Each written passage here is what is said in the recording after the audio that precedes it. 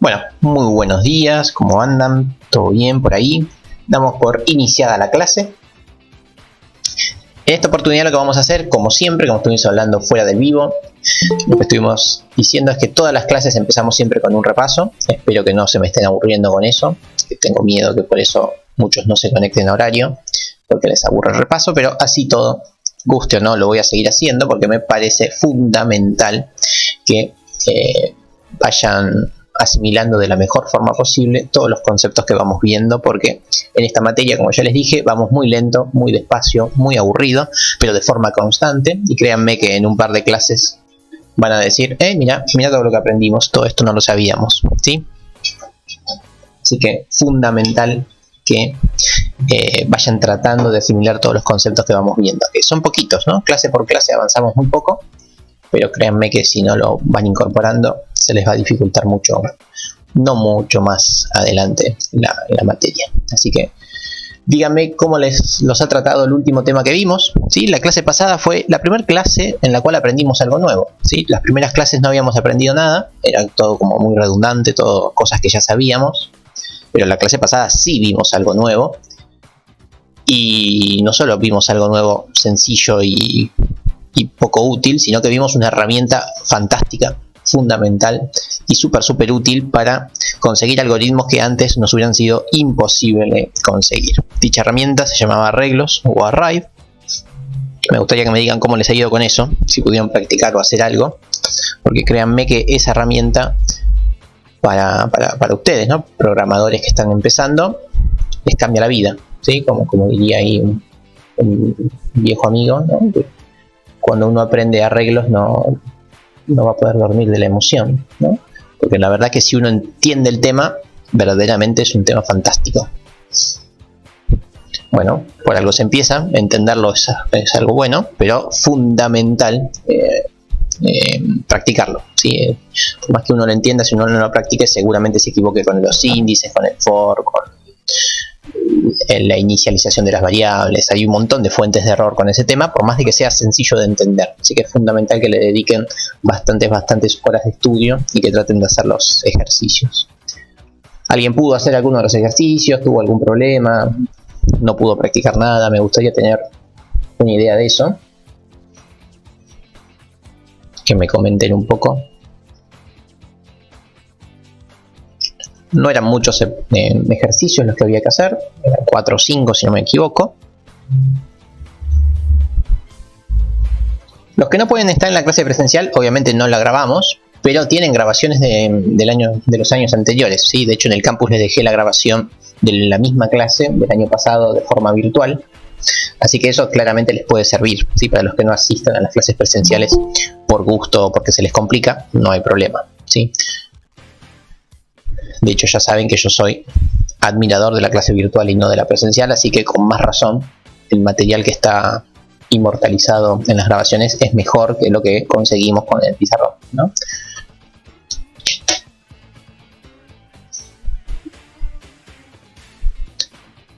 Bueno, fundamental que por favor practiquen esto, ¿sí? Bueno, vamos a arrancar. Para los que no estuvieron, para los que no lo practicaron, para los que lo saben, para todo el mundo, para todos y todas, como se dice ahora, vamos a repasar un poquito este concepto. El concepto de arreglos. Bueno, ¿qué era un arreglo? Básicamente es una variable, si quieren llamarlo así, de un nuevo tipo. No es tan cierto eso, pero podemos pensarlo como que es una variable que nos permite almacenar muchos datos de un mismo tipo, ¿sí? Antes de la clase pasada, los tipos que conocíamos de datos básicamente eran los int, los float y los char, básicamente, ¿no? Hay un par más, pero con estos estamos súper bien.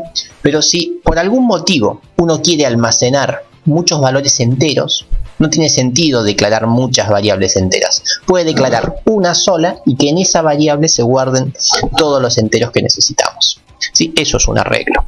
Por ejemplo, nosotros la clase pasada creo que trabajamos con alturas, así que ahora vamos con edades. Si yo quiero guardar las edades de todos ustedes, y bueno, son alrededor de 40 personas, debería declarar 40 variables del tipo edad, ¿sí? Del tipo entero, o sea, edad 1, edad 2, edad 3, etc. Bueno, eso no tiene sentido por todas las cosas que ya estuvimos discutiendo en la clase pasada, así que podemos declararlo de la siguiente forma. ¿sí? Esto es un arreglo. ¿Qué quiere decir esto? A ver, la variable se llama edades. Yo les dije que sean cuidadosos con el plural cuando estamos trabajando con arreglos, que cuando la variable está con plural indique que es un arreglo.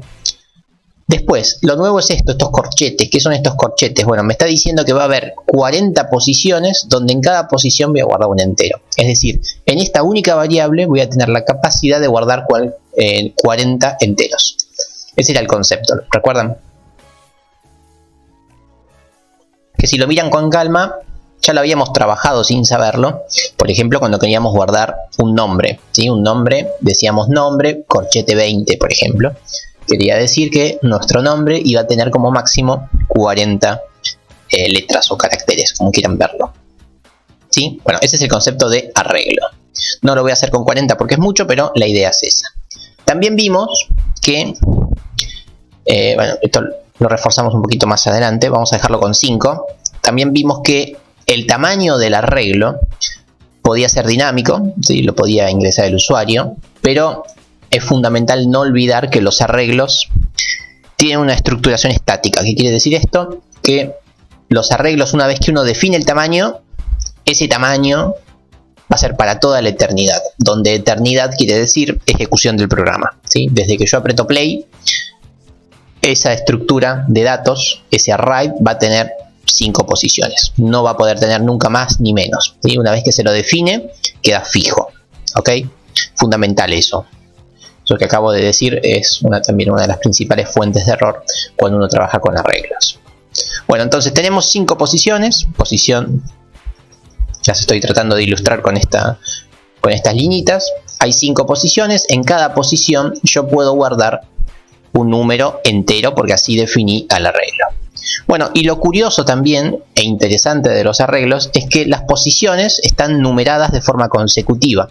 Es decir, que si uno quiere acceder a cada una de las posiciones, no accede sin saber cómo, ¿no? Sabemos que el primer elemento va a estar en la posición 0, el segundo elemento en la posición 1, etc. Entonces, si hay 5 elementos, el último elemento va a estar en la posición 5 menos 1, es decir, en la posición 4. Este concepto también lo tienen claro. El movimiento por los arreglos es desde la posición 0 hasta el tamaño menos 1. Eso también es importante que lo guarden en un lugar muy cercano de sus memorias y no olvidarlo jamás, ¿sí? Porque también suele ser un error muy frecuente que digan, no, a mí me molesta arrancar por el 0, yo empiezo a contar del 1 porque soy así. Bueno, eso está mal, ¿sí? Se empieza del 0 siempre y hago hincapié en el siempre, ¿sí? No pueden darse el gusto de empezar por el 1 y terminar en el 5, no. ¿Sí? Los arreglos empiezan en 0 por su definición y terminan en el tamaño menos 1. Ok, bueno, ¿qué cosas podemos hacer con un arreglo? Bueno, por lo pronto, el arreglo así como está, al igual que como las variables, a ver, si yo hacía esto, si antes yo hacía esto que está acá, esta línea, la línea número 11, esto me define un entero que se llama edad. Bueno, ¿qué hay guardado en esta variable en este instante? Si es que hay algo, ¿no?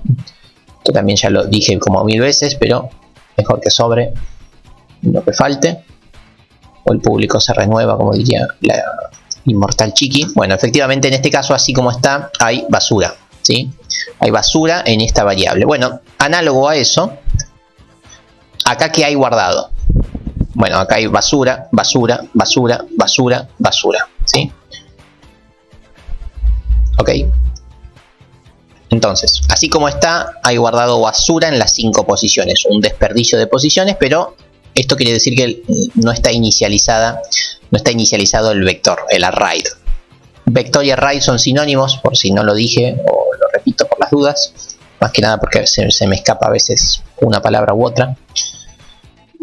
Entonces, así como está tenemos basura, ¿cómo hacemos para inicializar un vector? Bueno, la forma estática es esta. Cuando uno sabe que los datos son fijos y sabe cuáles son los datos, los puede cargar así. Pero esto tiene una falencia, tiene varias falencias. Falencia número 1, que hay que conocer los datos de antemano. Raro. Falencia número 2, tenemos que conocer el tamaño de antemano. Raro. Bueno, esas son las dos falencias, no tiene muchas más. Entonces esto es lo que menos vamos a usar, ¿sí? Salvo para algún caso puntual, que cuando lleguemos a ese caso se los digo. Pero se puede, ¿sí? Sí se puede. Hacer una inicialización estática se puede. Lo vamos a hacer muy poco, pero sépanlo por si en algún momento les sirve. Entre llaves y con coma podemos declarar cada una de las posiciones inicialmente. Pero vimos que no es la mejor forma de hacerlo, sino que la mejor forma de hacerlo es por medio de la asignación dinámica. Bueno, ¿y cómo era eso? Me gustaría ver si alguien me lo responde. Porque si uno entiende cómo cargar un arreglo, va a entender cómo hacer prácticamente cualquier cosa. ¿Cómo era esto? Básicamente, yo quiero desplazarme por las posiciones e ir cargando datos.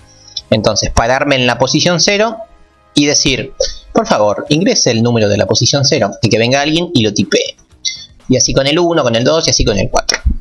Efectivamente, siempre sería un print y un scan. Por ende, hay una repetición ahí dando vuelta, una repetición que se va a realizar 5 veces. Así que, como muy bien ha dicho Lucas, la carga de un vector se realiza por medio de un for. Entonces vamos a hacer eso. Vamos a hacer un for con un índice que se puede llamar como quieran, que inicia en 0, que termina en 4, es decir, menor que 5, y índice más.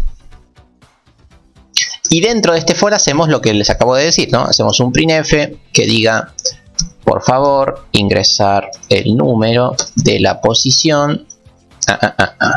¿Sí? Mostramos la posición del array.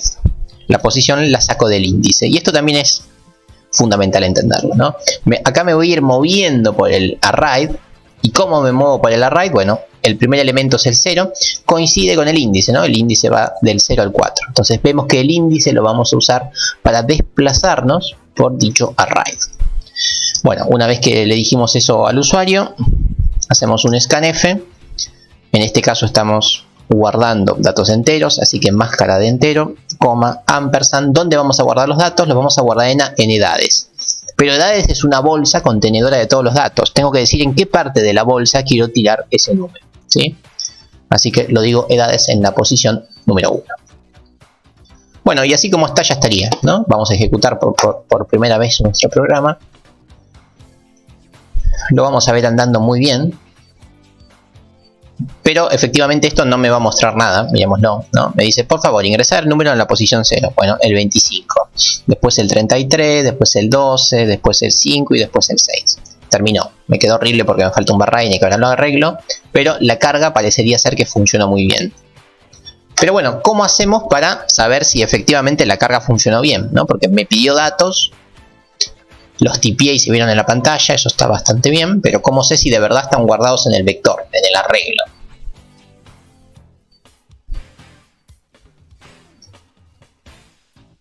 ¿No? ¿Cómo podríamos hacer para verificar eso?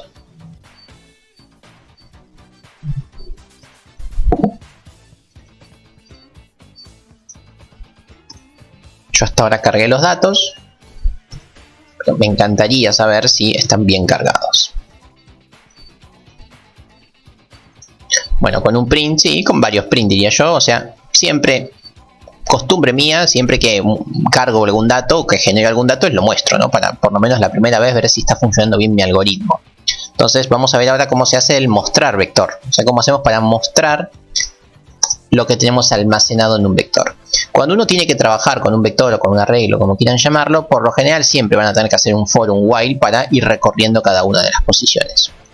Suele ser útil el for, ¿no? Entonces vamos a mostrar las posiciones que tenemos en nuestro vector. Para eso hacemos un printf que nos muestre los datos.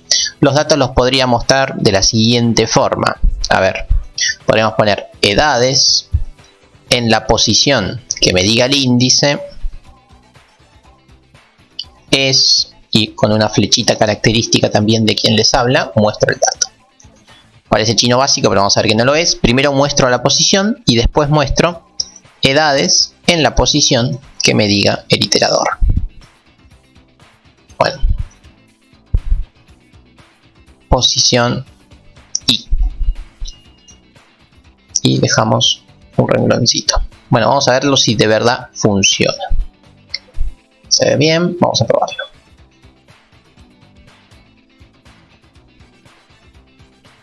Bueno, Bueno, acá está, me dice, por favor, ingrese el número de la posición 0. Le digo, no hay problema, el 11. Número de la posición 1, bueno, el menos 23 es el número que estás buscando, el 3, el 6 y el 91, 91. Con esto estarían cargados los 5 datos. Voy a apretar Enter y debería mostrarme por pantalla los 5 datos. Increíble, ahí está, ¿no? Lo hemos logrado una vez más, conseguimos nuestro objetivo. No solamente los datos están guardados, sino que están guardados en las posiciones que nosotros dijimos. Entonces acá está una de las principales virtudes que tienen los arreglos, ¿no? Que puedo cargar muchos datos, pero puedo acceder a esos datos en cualquier momento, ¿sí? Que quede claro que yo acá estoy accediendo, por ejemplo, a la edad número 3, mucho tiempo después de haber cargado la edad número 3. Eso antes no lo podíamos hacer sin los arreglos, ¿sí? Perdíamos los datos si los íbamos cargando con un for, porque íbamos pisando las variables estándar. ¿Eso está claro? Es fundamental. Eso es lo nuevo que podemos hacer, que antes no podíamos. Vale la pena recalcar lo que hemos ganado con los arreglos. ¿Estamos bien? Eso sería mostrar un vector. Así como mostré todas las posiciones, yo podría haber mostrado una posición en particular, ¿sí? En todo momento puedo acceder a cualquier posición. Eso es fundamental. Bueno, ¿qué otra cosa hicimos la semana pasada con un vector? Sí, estoy casi seguro que lo primero que hicimos fue un promedio de los números que tiene el vector. Y algún máximo o algún mínimo, no me acuerdo muy bien cuál hicimos en particular, pero vamos a repasar un poquito eso. ¿Cómo hacemos para, por ejemplo, saber cuál es el promedio del vector? ¿Cuál es el promedio del arreglo o del array? Bueno, como básicamente todo, hay que hacer un for. Eso sí, sin lugar a dudas. Ahí estamos, el for va a estar, pero ¿cómo era el algoritmo para generar un promedio? ¿No? Ya lo hicimos como 104 veces, pero una más que le hace. Efectivamente, acumulamos los valores, así que vamos a definir un acumulador. Siempre los acumuladores y los contadores se inicializan en el elemento neutro de la operación que uno va a hacer. En este caso vamos a hacer una suma. Su elemento neutro es el 0, el valor nulo. Así que iniciamos el acumulador en 0. Bueno, necesitamos un par de cosas más, pero ahora las debatimos. Entonces lo que vamos haciendo es, en el acumulador, vamos sumando lo que teníamos en el acumulador más mis edades en la posición que me diga el iterador i. Entonces de esta forma voy recorriendo cada uno de los números que están cargados en el índice, en el vector, y los voy guardando en el acumulador.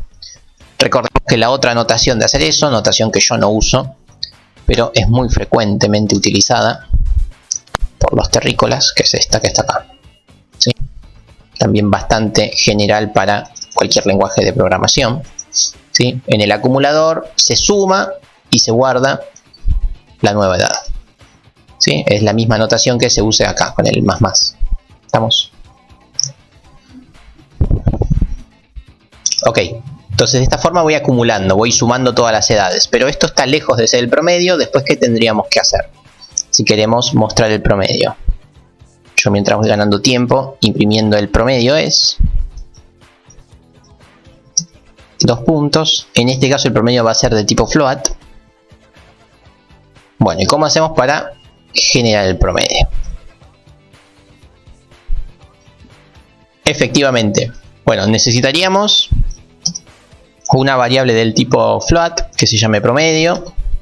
Podemos o no inicializarla en este caso, no importa.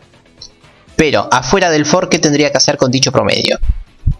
Fundamental hacer la cuenta después de que el array esté cargado, si no estamos al horno. Entonces, ¿qué les parece que hay que hacer con dicho promedio? Lo voy a hacer acá en la línea 38.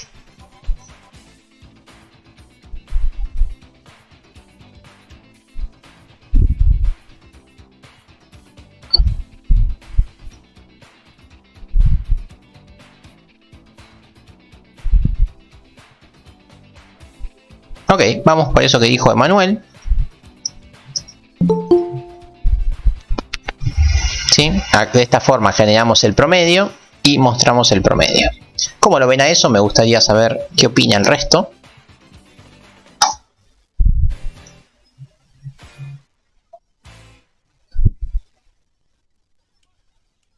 Eso que está ahí, como diría, promedio dividido 5. ¿Sí? ¿Está bien? Ah, promedio, no, acumulador, gracias. Sí, leí el chat y dije promedio. Acumulador, sí, sí, la suma dividido 5. Bueno, ese, así como está, ¿cómo lo ven? Bien, mal.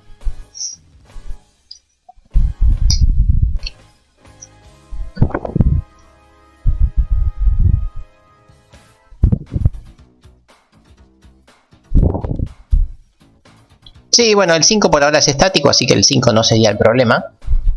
Bueno, así como está, ya lo habíamos charlado en la clase 3 y en la clase 4 a esto que estamos haciendo. De hecho, también hicimos una alusión en la primera clase que tuvimos. Esto así como está mal, pero no tan mal, como diría también otro genio de la televisión. ¿Cuál es el problema? Si es que hay algún problema acá. No está del todo bien esto. Va por el lado ahí de nuestro amigo Razor o Razor.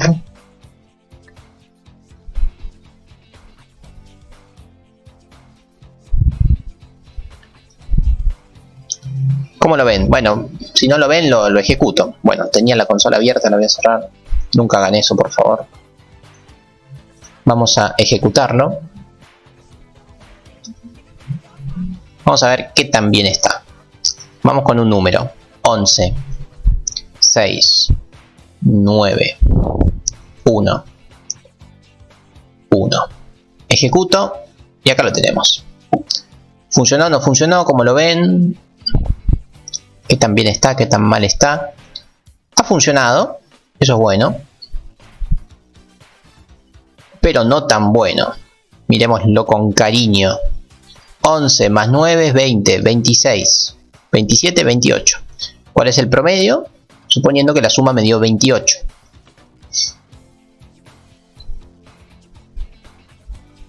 ¿Cuál es el promedio?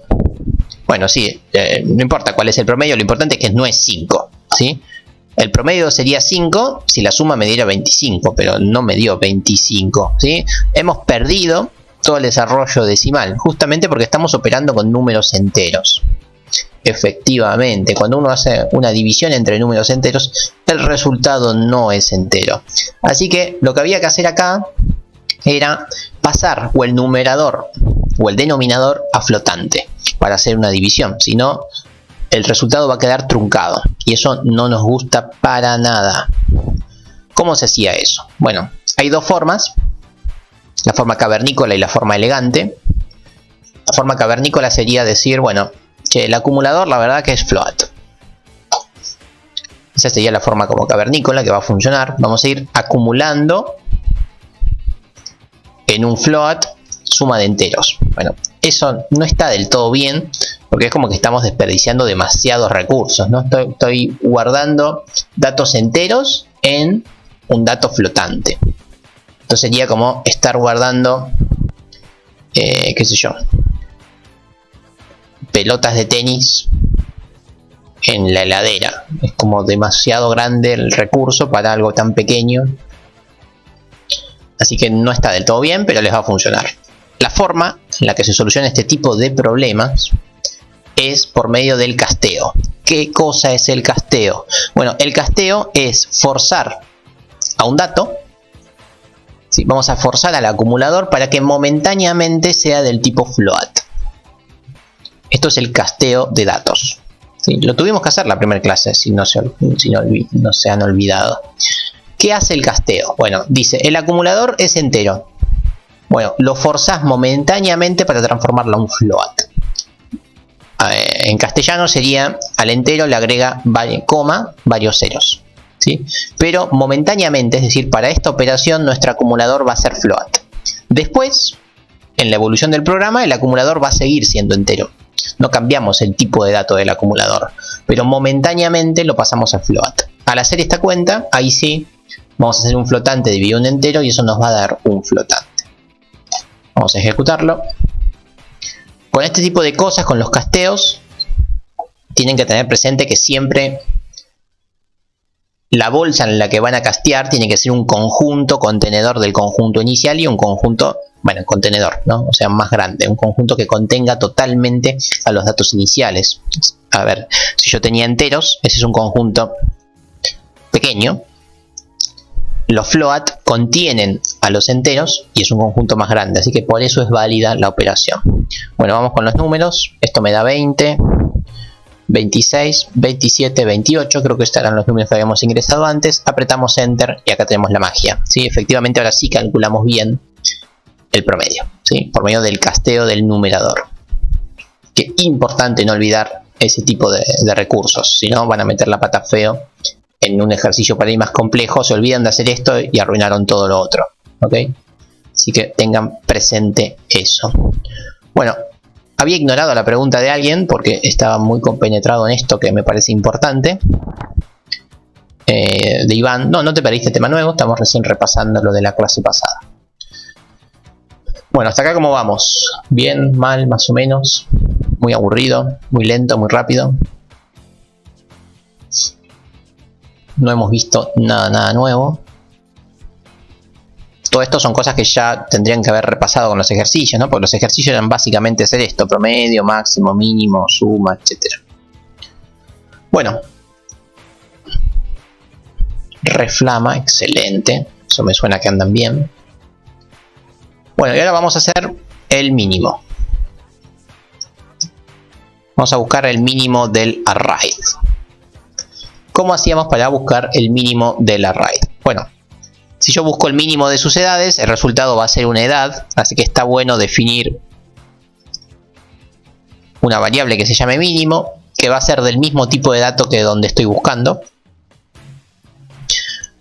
Acá también nos habíamos tomado un apartado importante para decir inicialmente cuánto tiene que valer este valor. Recuerden qué valor tenemos que darle al mínimo inicialmente. Es importante no dejarlo en estado de basura porque vamos a tener que hacer comparaciones por medio de un if, y si uno compara basura con cualquier cosa, el resultado va a ser cualquier cosa.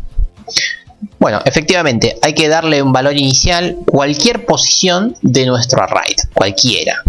Así que yo puedo poner un 2, puedo poner un 3, puedo poner un 4, puedo poner un 1. Cualquier posición va a hacer que nuestro algoritmo funcione. Pero se le suele poner la posición 0. Recuerdan el motivo. No hay un motivo para nuestro algoritmo, ¿sí? No es que poner el 0 acá va a hacer que nuestro algoritmo funcione mejor. El motivo no viene por ese lado, pero sí hay un motivo lógico. Un motivo conceptual importante de por qué se suele poner el 0 y no podemos poner el 3. Si pongo el 3, el algoritmo funciona igual, pero ¿por qué ponemos por lo general el 0? Es la pregunta.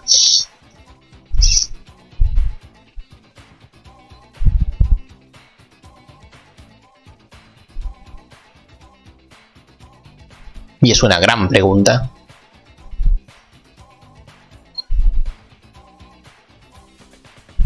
No, a ver, el for va a ir del 0 hasta el final. O sea, yo voy a ir recorriendo todos los elementos. Así que no me importa cuál elemento ponga. En ese sentido no es la respuesta. Yo siempre voy a comparar todos los elementos.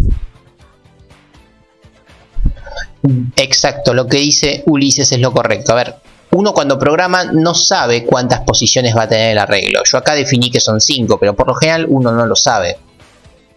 Y bueno, entonces puede tener una posición, 2 posiciones, 3 posiciones. O sea, un array siempre va a tener una posición, porque si no tuviera ninguna posición no habría ningún dato, y si no habría ningún dato no tendría sentido tener una variable. Entonces, como mínimo un elemento va a haber siempre. Pero por ahí 2 no hay. Por ahí alguien viene y dice, no, yo necesito un array de un elemento.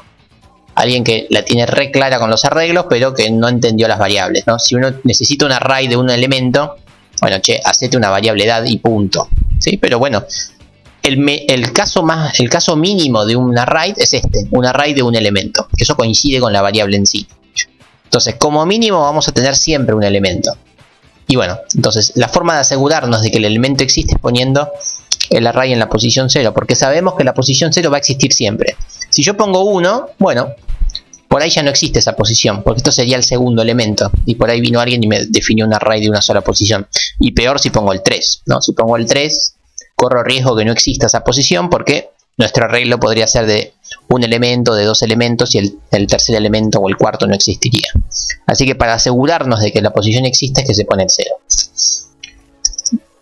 Comentario medio anecdótico, pero importante que lo tengan presente, porque para algún otro algoritmo importante les puede servir ese razonamiento. ¿Sí? Bueno, hacemos el for, como siempre. ¿Y qué hacíamos dentro del for para buscar el mínimo? Bueno, hacemos una comparativa, ¿no? Decimos que si el mínimo es mayor que edades en la posición que me dice el iterador, es decir, si en el arreglo encontré algún elemento que sea más pequeño que el mínimo, quiere decir que me habían mentido, me mintieron una vez más, y el mínimo no era ese que habíamos dicho, sino que el mínimo en realidad es este, ¿no? Es el mismo algoritmo que han visto ya en expresión de problemas y algoritmos, ¿no? Si el mínimo supera algún elemento del conjunto, quiere decir que el verdadero mínimo es el nuevo que hemos encontrado. Bueno, y una vez que hicimos esto, podemos decir el mínimo es, y acá mostramos el mínimo, que es un entero. Bueno, ese es el algoritmo tradicional para encontrar mínimos y máximos.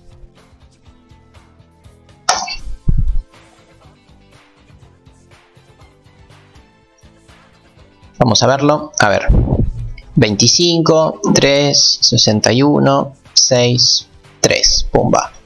El mínimo es 3. ¿Y es cierto que es el 3 el mínimo? Bueno, mirémoslo. Tenemos estos elementos. ¿Cuál es el elemento más pequeño de nuestro array? Efectivamente el 3 es el elemento más pequeño. ¿Sí? Así que está muy bien. Bueno, otra cosa que suele ser útil es, además de buscar el mínimo, saber en qué posición está el mínimo. ¿Sí? Si yo quiero darle una beca de $18.000 a la persona más adulta de todos ustedes, ¿sí? No me sirve saber qué edad tiene esa persona, ¿sí?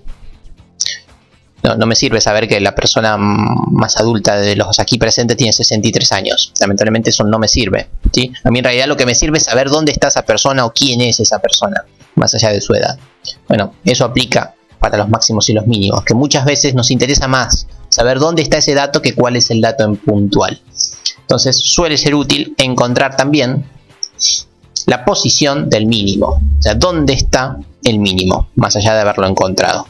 Inicialmente hay que inicializarlo con la misma posición que pusimos en mínimo, ¿no? Para que todo sea coherente.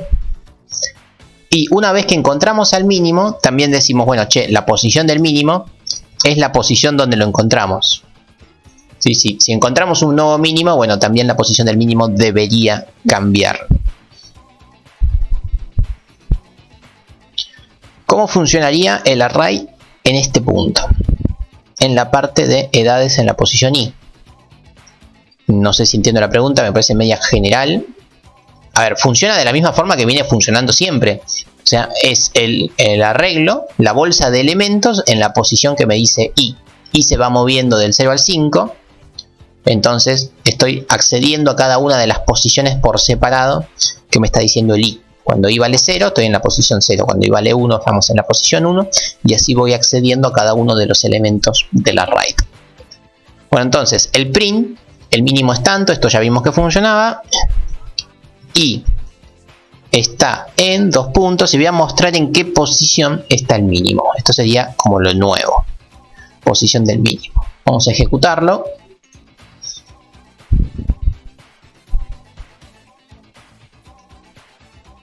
Y acá lo tenemos. A ver, vamos con 22, el 5, el 61, el 23 y el 86. Pumba. Acá tenemos el arreglo. ¿Cuál es el elemento más pequeño? Es el 5. ¿En qué posición está el 5? Bueno, no está en la posición 0, está en la posición 1, efectivamente.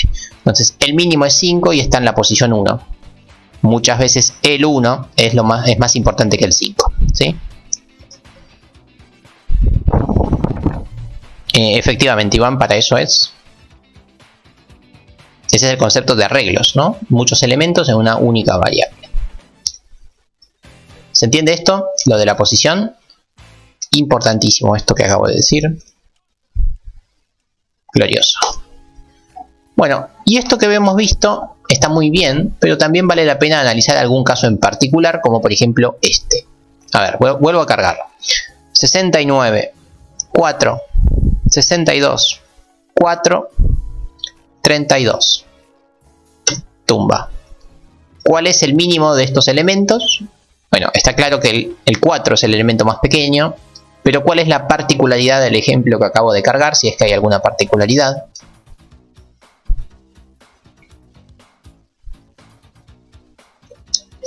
Nuevamente, si yo le voy a dar una beca de $18.000 a la persona más joven de este curso, seguramente haya varias personas de aquí que tengan 17 años, ¿sí? Y ni hablar 18 si fuera el mínimo. Va a haber un montón de personas que tienen ese mínimo.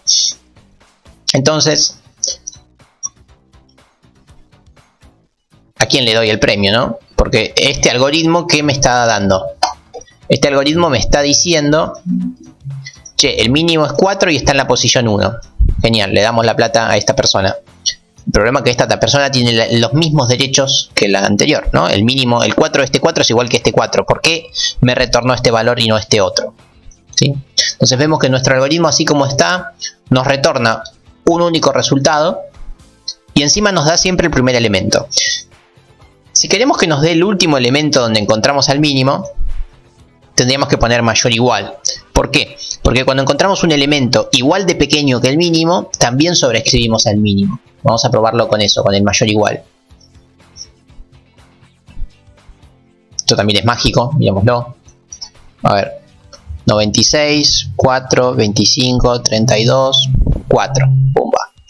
El 4 está dos veces también. El 4 es el mínimo, eso no ha cambiado. Pero ahora me dijo que está en la posición 4, no está más en la posición 1. ¿Por qué? Porque al poner menor igual, o mayor igual en este caso, lo que hemos visto es que cuando consigo este 4 es igual que este 4, así que sobrescribo el dato. Bien, lo voy pisando. Entonces también, para que tengan presente que si fuerzan el igual, el resultado que les va a dar va a ser el último que encuentren. Y si sacan el igual, les va a dar el primer elemento que encuentren, el algoritmo. Y ahora viene la pregunta, y bueno, ¿cómo hago para conocer todas las posiciones que tienen el mínimo? Bueno, eso todavía no estamos en condiciones de hacer eso, pero por ahora sí estamos en condiciones de elegir si queremos que nos dé el primer elemento o el último elemento.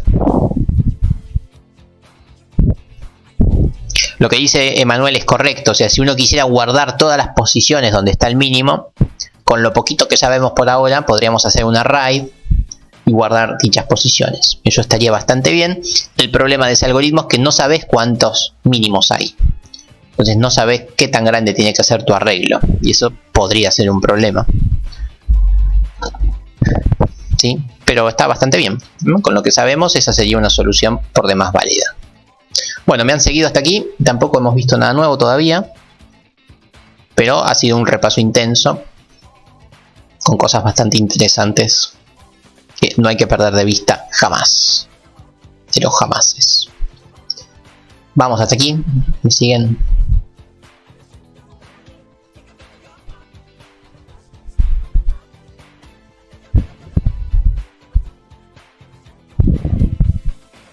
La respuesta es no. En ningún lenguaje de programación existe más de un main, ¿sí? El main es el motor que ejecuta todo. El main es lo único que se ejecuta, de hecho. Entonces no puede haber muchos main porque el programa busca uno solo, ¿sí? Siempre hay un solo main.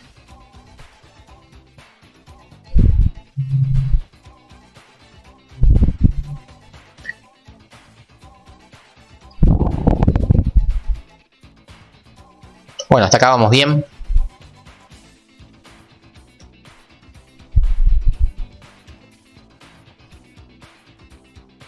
¿Y si se iniciaran las variables al principio funcionaría? ¿Qué variables? No entendí, Ariel, la pregunta. Las variables están todas iniciadas acá. La única que no inicié es promedio. Pero todas están todas iniciadas. Están todas iniciadas. Salvo que me hayas querido decir si no iniciamos las variables al principio. Están todas iniciadas las variables. Acá las declaré, ¿eh? Las declaré solamente acá. No las declaré en ningún otro momento.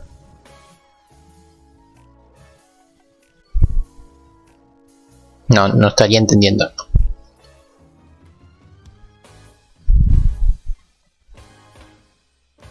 Ah, vos me estás diciendo que esto que está acá lo haga acá. No sé si estoy entendiendo la pregunta. ¿Qué haga esto, decís?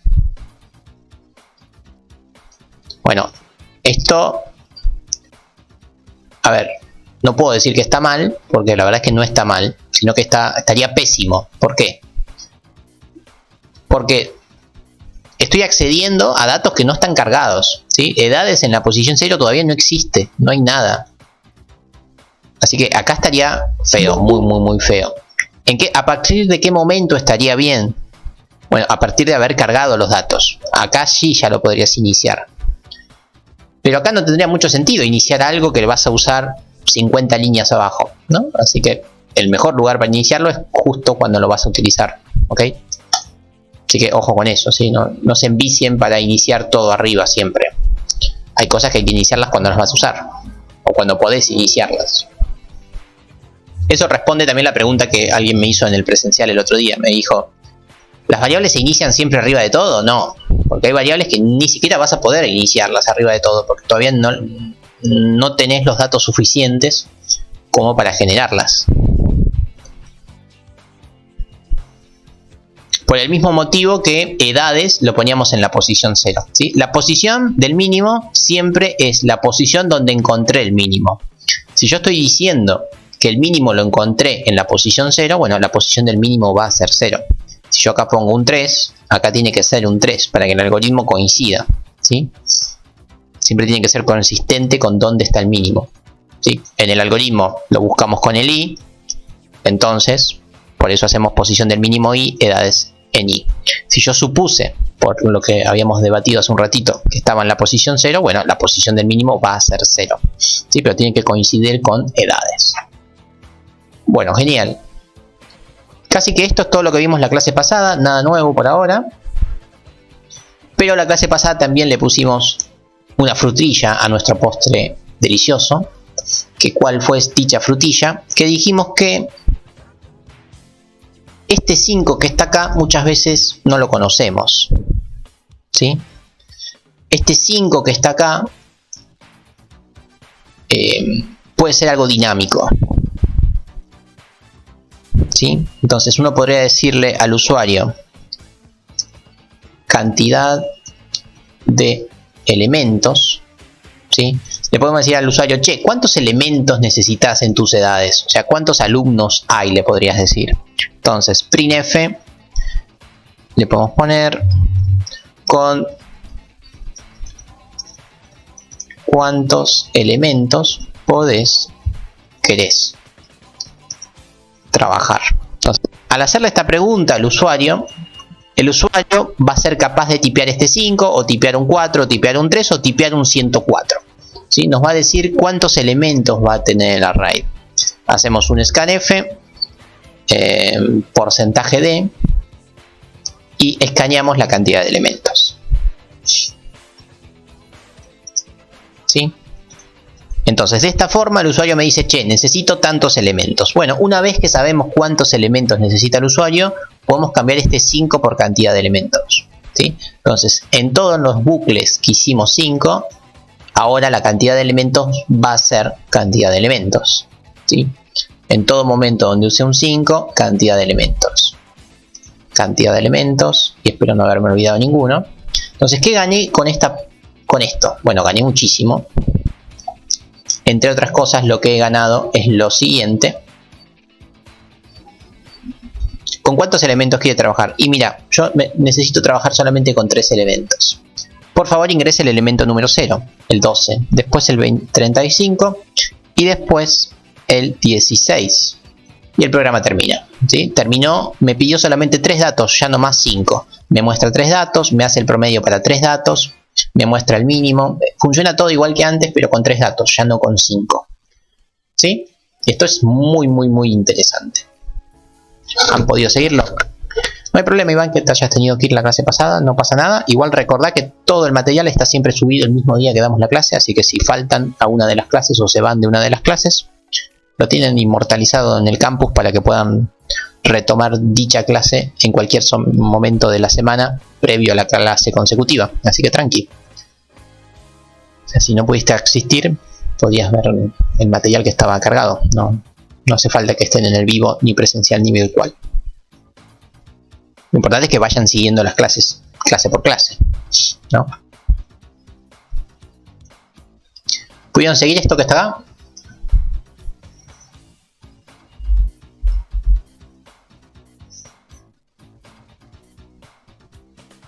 Bueno, y acá me tiró 000. ¿Se rompió el algoritmo? Recuerdan que el promedio, cuando no hacíamos el casteo a float, se truncaba, ¿no? Y perdíamos los decimales. ¿Pasó eso entonces? Perdimos los decimales. Sí, no, ¿por qué?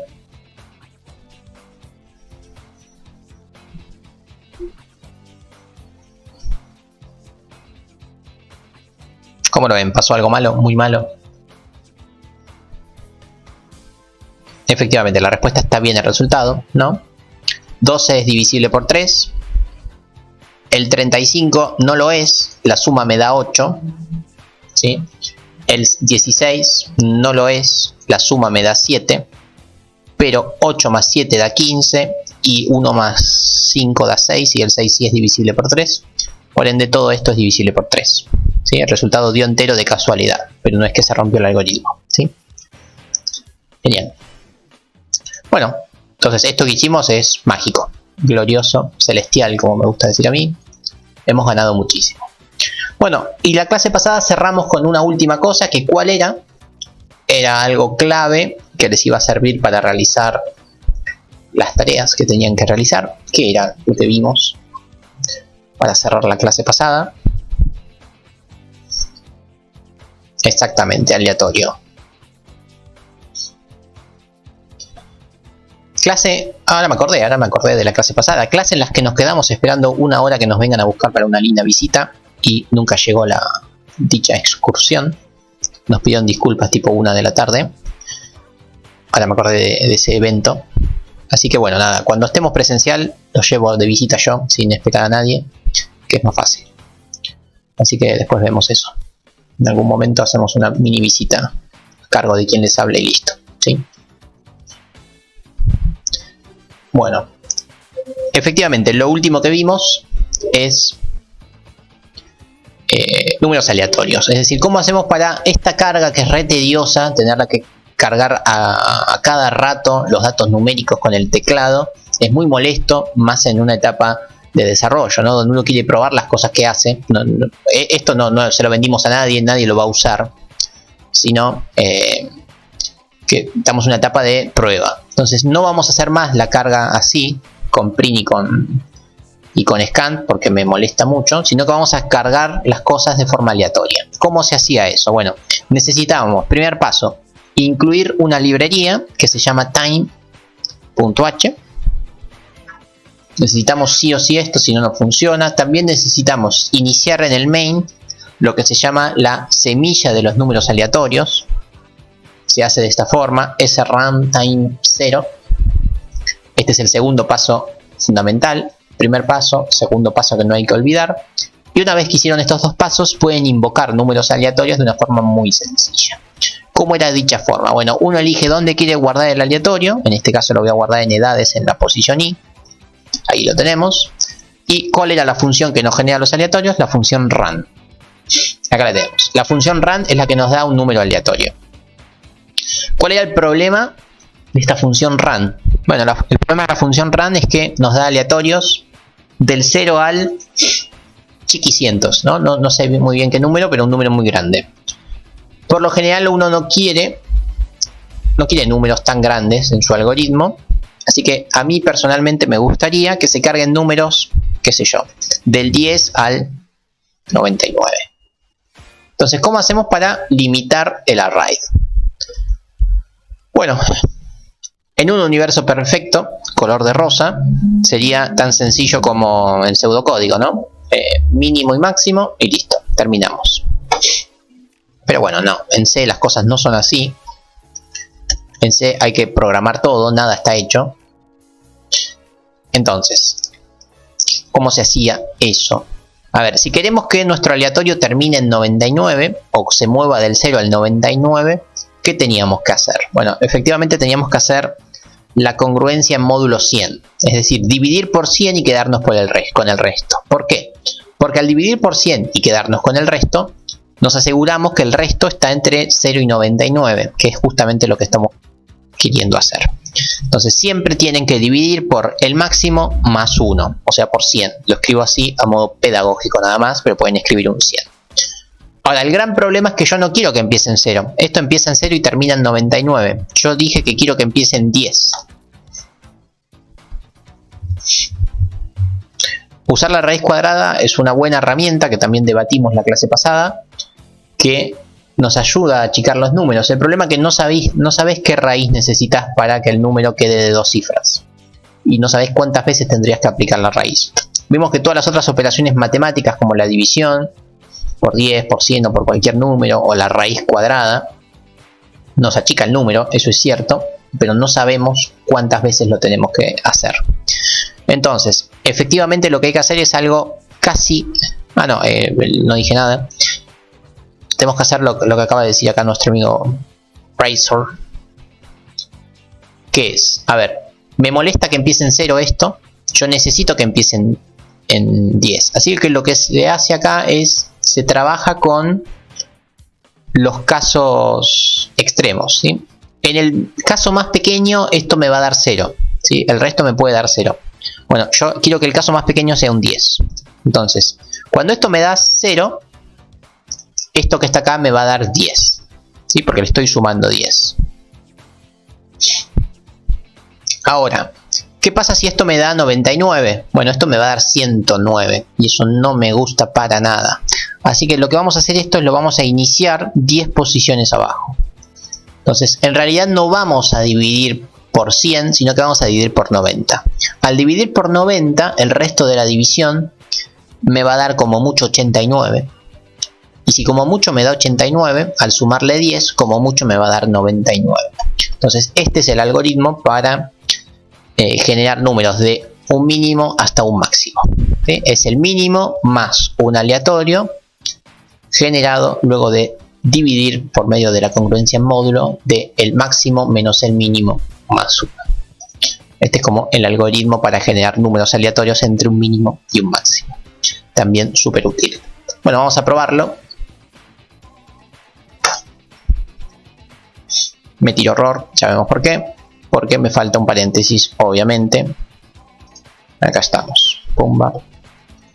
Pumba, pumba. No falta ese paréntesis, pero sí falta el punto y coma. Vamos a ver, ¿con cuántos números quiere trabajar? Bueno, me gustaría trabajar con 26 números. O sea, un arreglo bastante interesante. Pumba. Y acá están los 26 números generados de forma aleatoria. Todos están del 10 al 99, no hay ninguno que rompa con esa hipótesis. Y este es el promedio, bueno, yo le creo. El mínimo está en la posición, es 10 y está en la posición 6. Vamos a ver si creemos eso. Bueno, efectivamente el mínimo va a ser 10 porque es el valor mínimo. Y efectivamente está en la posición 6. Así que nuestro algoritmo funciona de una forma muy linda, ¿sí? Tenemos que estar orgullosos de esto que hemos hecho.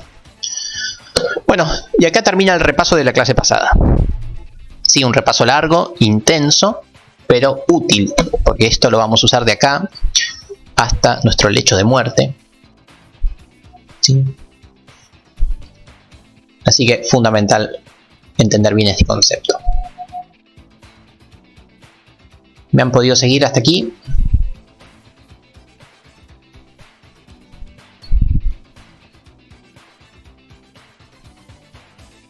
Genial, genial. Bueno, con esto hemos dado por terminado el repaso y con esto que vimos la clase pasada podían hacer hasta el ejercicio 6 sin ningún tipo de inconveniente. Y ahora con lo que vamos a seguir viendo van a poder seguir avanzando con la guía de ejercicios. Ahora les propongo un descanso de 8 minutos, ¿sí?